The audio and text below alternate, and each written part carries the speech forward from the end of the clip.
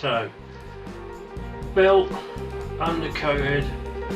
I decided to fit the undercarriage, and now I'm going to paint the whole thing in Tamiya's Royal Blues. I think that's the closest thing I can find in my arsenal to the blue it's supposed to be.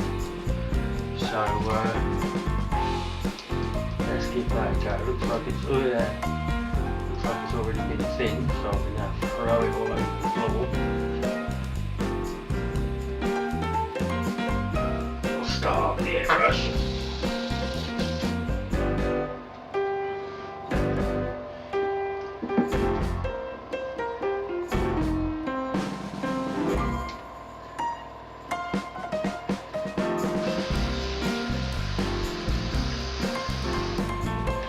At least if it's not quite right, I think it's going to be a good base coat.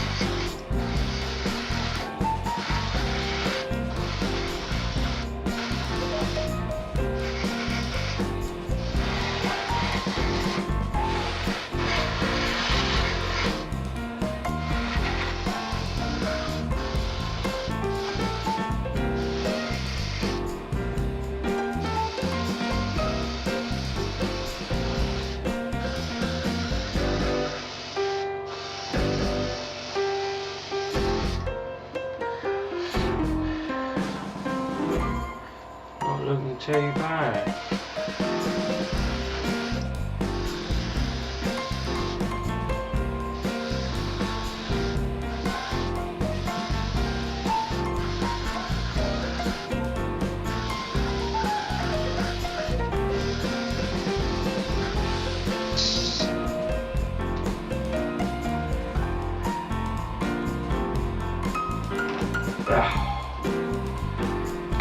Still worse than getting all over your bare brush.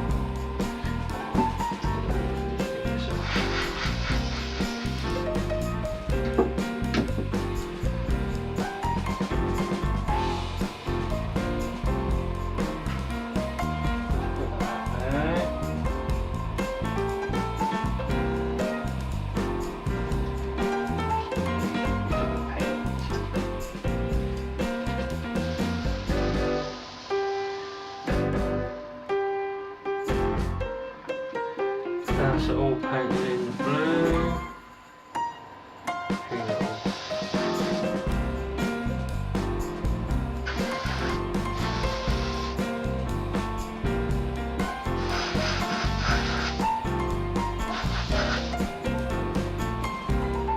Let that dry. We'll be back with some bits and pieces. So we've painted the blue, Tamiya Royal Blue colour. It's nice actually, to be fair, not far off what the colour it should be. What I'm going to do now is paint the inner wheel bays this yellow colour, which is what the Americans painted the inside as yellow green, Tamiya yellow green XF4. It's basically what the Americans painted the inside of their cockpits rather than the English ones usually were that cockpit green colour. And also I'm going to go around a few little bits with silver, and I'm also going to paint the inside of the wheel doors, undercarriage doors, a white colour. I don't think they were, I think they were blue if I'm honest, but just to give it a bit of a, you know, a colour, mesh up, so it's not all blue everywhere.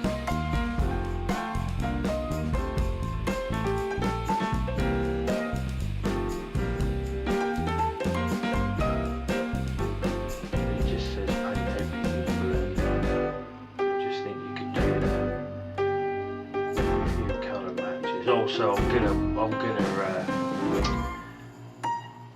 put some wash in here so the wheelbase looks a bit dirty. I'm also thinking about, I was going to put a whitewash over the whole thing so you can see all the panel lines in white because it's quite a dark colour. And then I thought, well, I'm not sure if anything would give you that white colour, so I might actually dust over it in a sand wash. So make it look a little bit more, dusty and sandy. I'm going to paint some of the silver bits on the suspension, make it look like they've got some dampers, that kind of thing. Got the tyres to do. Apart from that, it's pretty good. Oh, we've got the decals on, obviously. I think it's come off, it's come out nice. It's silver.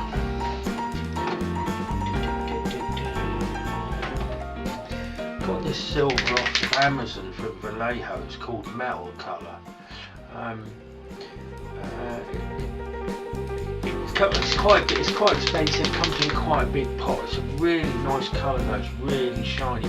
I don't use anything that is enamel, or I know a lot of the big models, the heavy hitters, use that L-clad stuff, but you need a spray booth and you also need some masks because it's quite nasty stuff. You don't really want to breathe any of it in.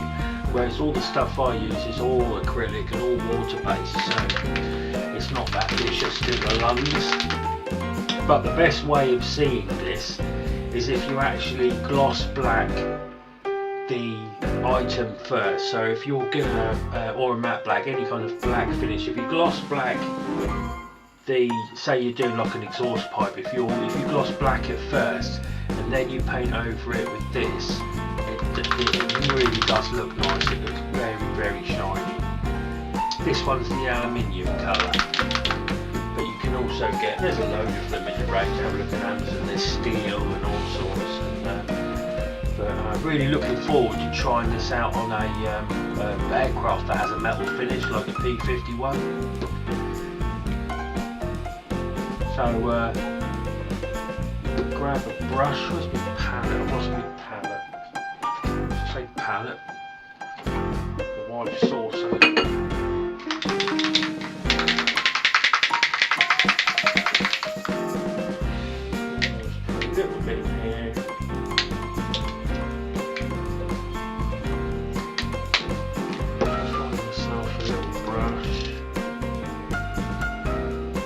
if I can do this on camera, because I have noticed in the last couple of videos that I've moved it off camera like this. I'm sorry, it's not on purpose, it's literally because I'm new to the whole YouTube thing, so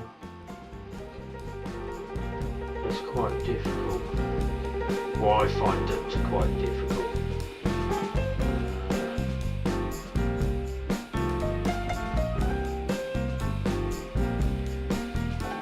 I don't know if this bit's worse, Silver. Like I said, I just think it adds like just a colour variation, just a little colour variation that makes you know, it's not all blue. Yeah, I'm going to leave that because I can't really get a brush.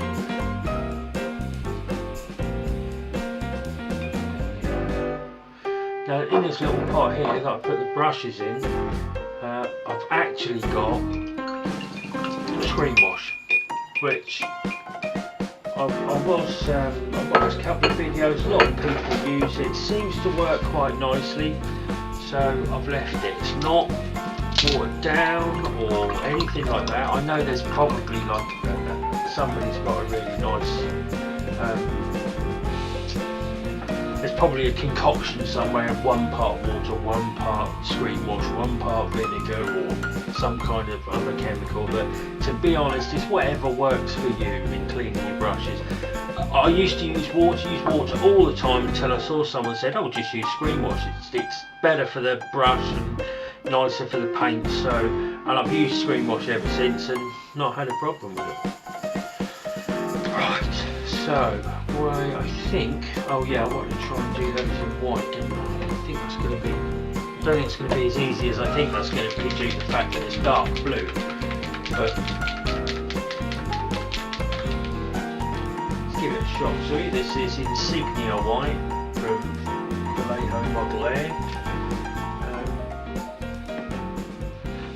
I bought, when I first got into airbrushing, which it wasn't long ago, I must admit, is I bought myself, or someone bought for me, I think it was a Christmas present, that was a compressor and a cheap airbrush, and I mean really cheap. It was like an £80 kit, the airbrush,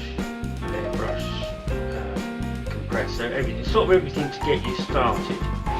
But the airbrush wasn't a brilliant quality. So anyway, I rushed out, bought some Vallejo paints, could never ever get them to airbrush properly. Every time I put it through the airbrush and it would just clog in seconds, and I was just getting really disappointed with it all. So I swapped. I was buying the Vallejo Air, which is supposed to be the one that you put straight in an airbrush and it's ready to airbrush. You haven't got to thin it, you haven't got to do any of that kind of rubbish. So anyway, I watched, he's an American chap, but his modelling videos are really good, well worth a watch. It's Andy's Hobby Headquarters. He does a lot of armour. It's more armour than aircraft. Not that I mind what I do, I sort of do a bit of both, but he's primarily armour, and I just found him quite entertaining. And he primarily uses Tamiya. It's all Tamiya. He sort of does Tamiya kits. He does lots of other kits, so it's not exclusive. He uses Tamiya paints, and mostly it's stuff that you can get readily available in America. So anyway, on his video there was a really short little sort of, this is how I mix Tamiya paints for airbrushing, and there's a lovely little, if you get a brand new pot and you open it, there's sort of like, when you open it, there's like a line around the top of the bottle that the cap leaves. It's a natural line. If you leave it sitting and you just undo it, it says brand new. If you then fill that bottle up, I mean, I'll show you on a different video, with your Tamiya thinners, or the paint thinners, XF20 I think it is. Let's have a look. I think I've got a bottle of it around here somewhere. Here we go. Yeah, X28. So you get yourself that with Tamiya, fill that bottle up to that line, and it is perfectly thinned for airbrushing, and it works every time. It's a brilliant little method. I would urge you go and watch his video. He explains it a lot better than I do. But anyway, that used to go through the airbrush brilliantly. I really got into airbrushing and loved it. I got into it so much I thought to myself, right, I'm going to go and buy a more expensive airbrush, because if you look at Facebook and you look at a lot of everyone says, oh no, don't bother buying a cheap airbrush, no. And I always thought to myself, well look, if I don't like it or I don't get on with it, I'm not going to spend a lot of money on it, because you haven't lost a lot of money. So anyway, I went out to Amazon and I bought myself, like my airbrush it's a Harder and Steenbeck, and I went for Harder and Steenbeck because they seem to do a lot of parts, and it is called the Ultra, and it's about £109, just over £100, but it's sort of like, I would say it's not cheap, but it's not expensive. I mean, you can go way more expensive than that, but it is still I was going to say two-stage airbrush, but I don't think that's what they call it. It's got two types of trigger, so you push down on the trigger, and that lets the air flow. You pull back on the trigger, and that lets the paint flow. So you can adjust the amount of airflow and paint you want when you're painting. So I bought myself, and like I said, Harder and Steenbeck Ultra, and it was fantastic because I plugged it. I've still got my old compressor, although that's sort of on its last legs. Plugged it into a compressor. I picked up some Model Air straight into the airbrush, and bosh, it painted straight on. I was like, oh right, because I hated the Vallejo stuff, really couldn't get on it. And the more I watched other people's videos, you think to yourself, well, their models are coming out lovely and everybody uses it and everybody raves about it, and I just could never get it to airbrush nicely. But since I bought the Harder and Steenbeck, I don't know why, I don't know if I've got the same nozzle, I've got the same adjustments on the compressor, but for some reason with the new airbrush this sprays nicely, and you can spray almost the whole model without it getting clogged once. So, I started to buy more of the Vallejo stuff. But the other stuff that I really can rave about is the MIG ammo stuff. This stuff really, that I find it really nice to spray. I use a lot of Tamiya stuff because I have a lot of Tamiya stuff in my collection of paints and bits in the drawer.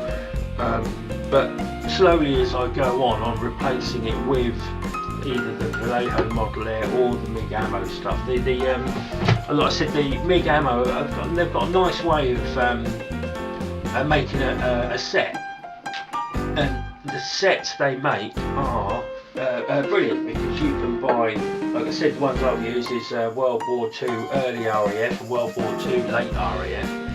4 paints, so you get the paint for the camouflage, you get some paint for all aspects of painting the aircraft and all the colours that you need. There's also, did a model of Fury, if you've all watched the Fury film, and they actually do a set for that which actually gives you weathering stuff, so you get the actual Fury colours, and then you get some weathering stuff to put on it, because obviously Fury was quite a dirty tank. It was just a start, it was a nice little kit to go with, and I did the Italieri kit. But they also do the cockpit one. I love the cockpit one. You get English cockpits, you get like the green for the colour of the cockpit, you get a wash to go over that particular green, and then you get some pigment, which is like a powder that you can brush on it and use it as a wash, or you can use it as like a dusty effect, and it looks great. They do a Luftwaffe one as well. I mean, I don't have oodles of money to spend on modelling, so I tend to get when and how them. I mean, the last one I bought is actually, I think it was American aircraft greys. There's about 4 greys in a pack to do American jets, because I've got a Tomcat to do, and I've also got another model that I'm really excited to do. I've got to hold on, but I'll show you that after we've got the bits back from HMS Hood. As you saw in the first part of this video, we opened it up and some of the hull wasn't moulded properly. I've emailed Airfix. they've emailed me back saying what kind of information they need, and basically you take some pictures of the item that's damaged, you take some pictures of the serial number on the box, and you send that back to them, tell them when and where you bought it, and I'm now waiting. I mean this is over Christmas, so I'm not moaning about how long it's taking, because obviously there are days when people aren't in the office, and so anyway, I just when it happened, I thought I'll email it when someone gets around to it. Well, the next day someone asked me the questions about it, so, and all I'm waiting for now is either an email to say, yeah, we found the bits and we'll send them to you, or them arriving at my door, but I'll let you know that when it happens. So next job, seeing as I've painted this blue on, and it's shiny blue, I think we'll go straight for the decals. Now I'll put the white. See what I mean by the colours? It just breaks up the blue. So give that a wash, and I'll stick a brown dirty wash in there, and that'll look nice, and we'll get some decals on and see what it looks like. I'm quite pleased with it at the moment, though. Oh, we'll stick the front together as well, actually, having said that. I don't know if I've got all the bits, so we'll have a look at the instructions and be back. Right, so decal timing. Got my trusty pot of water, a bit of kitchen roll, and the decals, and the instructions on where to put them.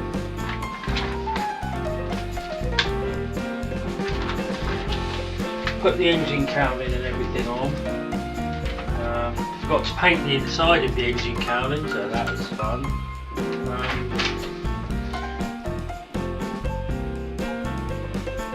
So do something like that later. There's a few little bits of touch up to do, but none of it is really near where we need to put the decals. So I thought, let's do some decaling. I haven't given this clear coat because the actual body and the paint that I used to spray on is a gloss anyway. So, and the gloss paint that you put on, or the gloss varnish that you put on, is basically to help you put the decals on. It helps them slide about when you're fitting them for the first time. So here we are, cut the decal off the paper, like that. Grab your tweezers, the old lockable tweezers I keep talking about. Dip it in the water. This is warm water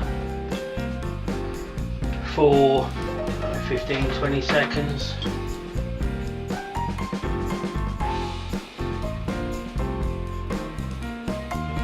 Towel for a few minutes to dry.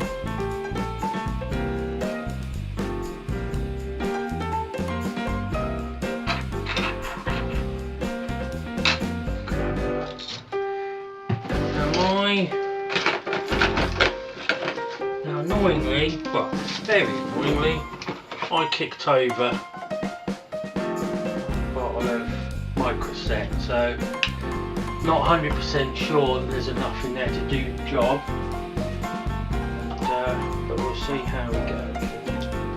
I've ordered a new one, not Corsair. I'm going to give the Vallejo one a go, and you guys can see how that works. Nearly there.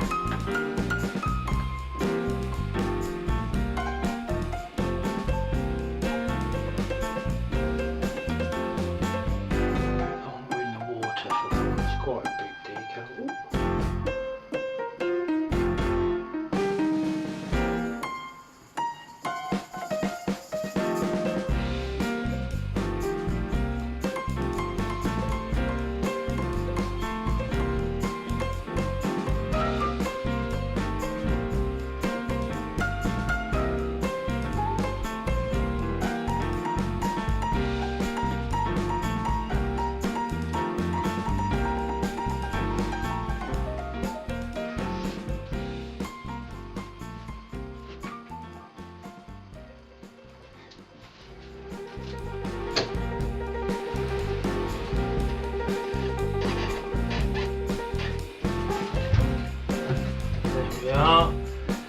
first one on.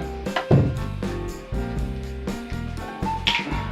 some Vought Corsair over it. Sinks a little. Yes, sorry, no, I meant Mark Fit Strong, which is the Tamiya decal fits. I saw that on Andy's hobby headquarters that we were talking about. Well, I was talking about.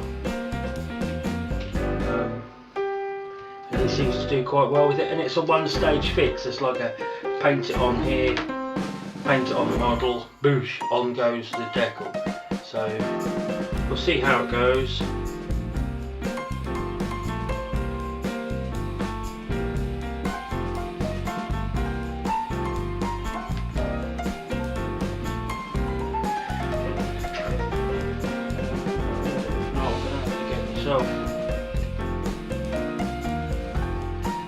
A little bit more.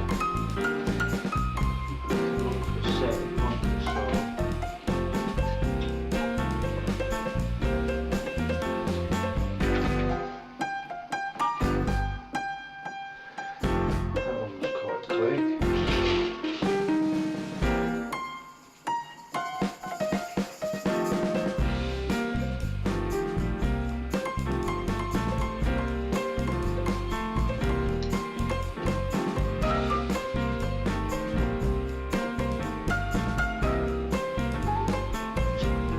This takes a lot of practice. I was about to say I'll make it look easy, but I probably don't. There's probably people watching it going, oh, they've done it that way, oh, let's muck that up. But I'm not an expert, I'm just somebody who likes modelling. Just decided to put it on. Well, a friend of mine persuaded me to put it on YouTube.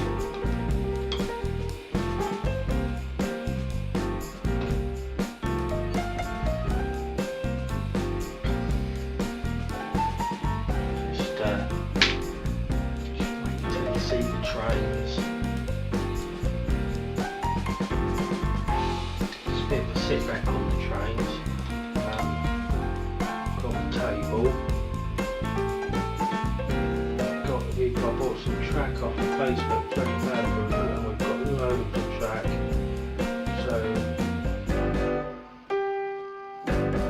the next job is getting the base down. Getting the base down so we've got something to nail the track to. Once I've started to nail the track down, I'll do a couple of videos on it. You can all watch it.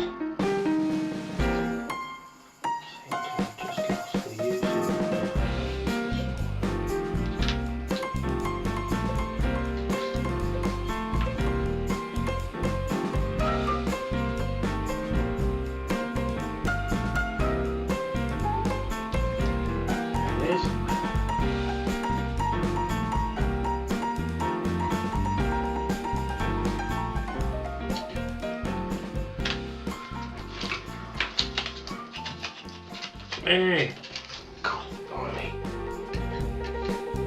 It's all kicking off this morning.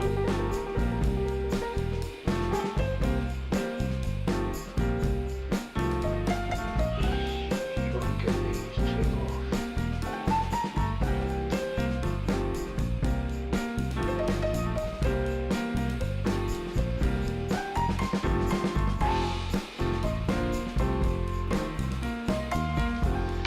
Anyway, I'm going to carry on. We'll come back when it's finished. So here we are. All the decals on, and it's been varnished with a clear coat. All we need now is a little bit of weathering and a bit of finishing off with the propeller.